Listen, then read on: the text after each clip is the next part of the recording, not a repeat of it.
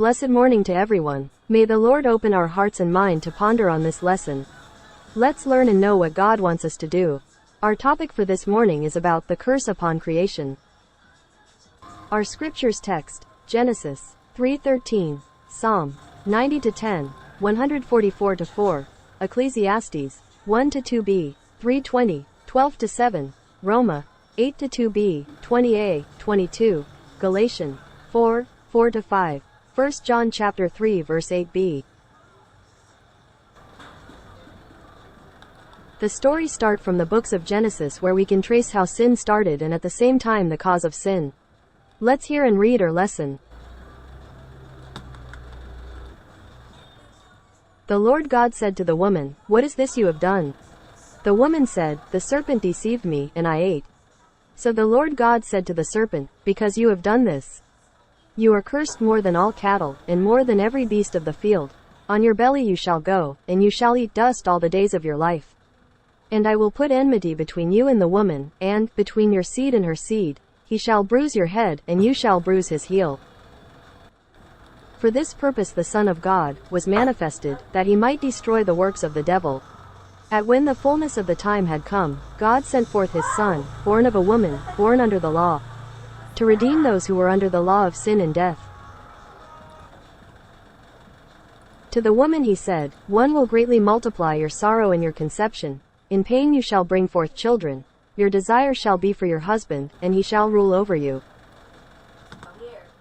Then to Adam he said, "Because you have heeded the voice of your wife, and have eaten from the tree of which I commanded you, saying, You shall not eat of it, cursed is the ground for your sake. In toil you shall eat all the days of your life.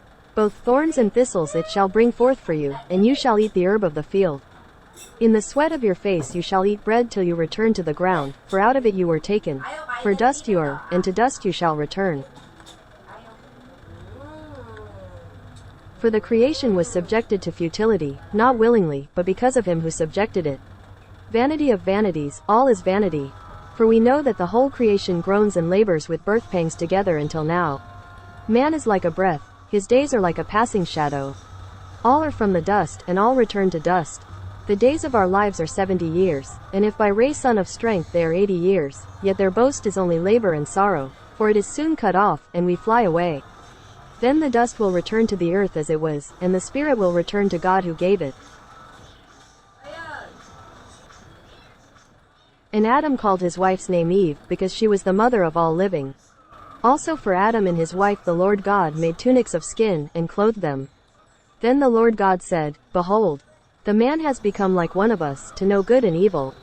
And now, lest he put out his hand and take also of the tree of life and eat, and live forever. Therefore the Lord God sent him out of the Garden of Eden to till the ground from which he was taken. So he drove out the man, and he placed cherubim at the east of the Garden of Eden, and a flaming sword turned every way, to guard the way to the tree of life.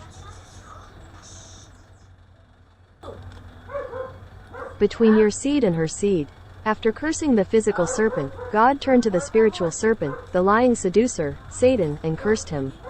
This first gospel is prophetic of the struggle and its outcome between your seed, Satan, and unbelievers, who are called the devil's children in John chapter 8 verse 44, and her seed, Christ, a descendant of Eve, and those in him, which began in the garden. In the midst of the curse passage, a message of hope shone forth. The woman's offspring called, he is Christ, who will one day defeat the serpent. Satan could only bruise Christ's heel, cause him to suffer, while Christ will bruise Satan's head, destroy him with a fatal blow. Tunics of skin. The first physical deaths should have been the man and his wife, but it was an animal, a shadow of the reality that God would someday kill a substitute to redeem sinners.